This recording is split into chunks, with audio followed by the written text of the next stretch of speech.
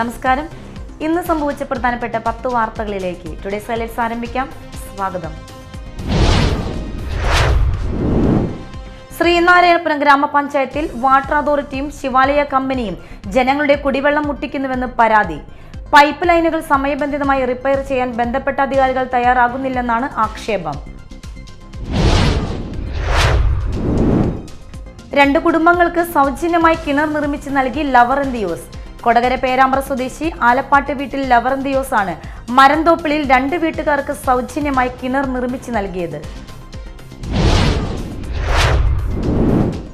ആമ്പല്ലൂർ വെണ്ടൂരിൽ വീട്ടുപറമ്പിൽ നിന്ന് മലമ്പാമ്പിനെ പിടികൂടി.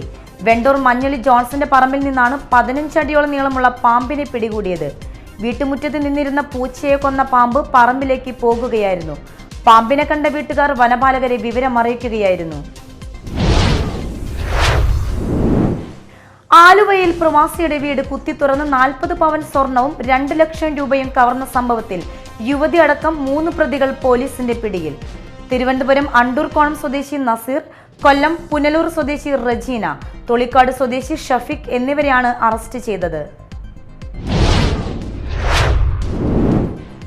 എയ്ഡഡ് വിദ്യാഭ്യാസ മേഖലയിലെ അധ്യാപകരുടെ പ്രശ്നങ്ങൾ എത്രയും വേഗം പരിഹരിക്കണമെന്ന് പ്രതിപക്ഷ നേതാവ് VD സതീശൻ ആവശ്യപ്പെട്ടു.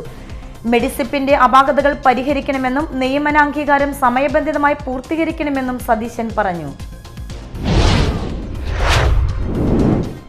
അന്താരാഷ്ട്ര യോഗാസന ചാമ്പ്യൻഷിപ്പിൽ സ്വർണ്ണ മെഡൽ നേടി തിരിച്ചെത്തിയ ഇന്ത്യൻ ടീം അംഗങ്ങൾക്ക് തൃശൂർ റെയിൽവേ സ്റ്റേഷനിൽ സ്വീകരണം നൽകി.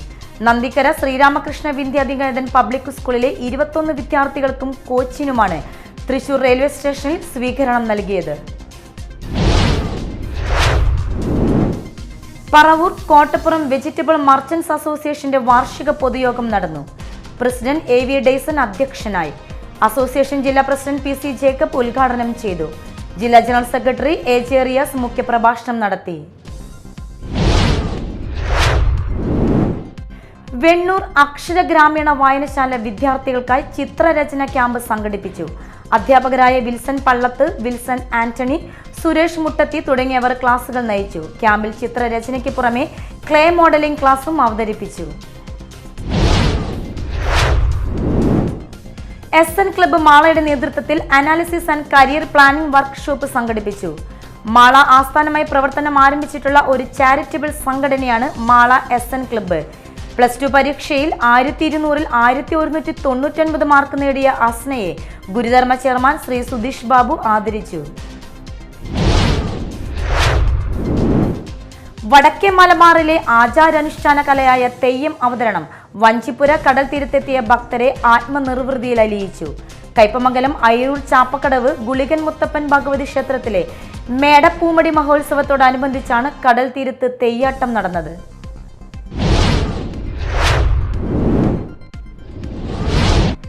ഹൈലൈറ്റ്സ് വാർത്തകളുടെ വിശദമായ റിപ്പോർട്ട് അടുത്ത ന്യൂസ് റൗണ്ടപ്പിൽ കാണാം. ടുഡേസ് ഹൈലൈറ്റ്സ് ഇവിടെ സമാപിക്കുന്നു. നമസ്കാരം.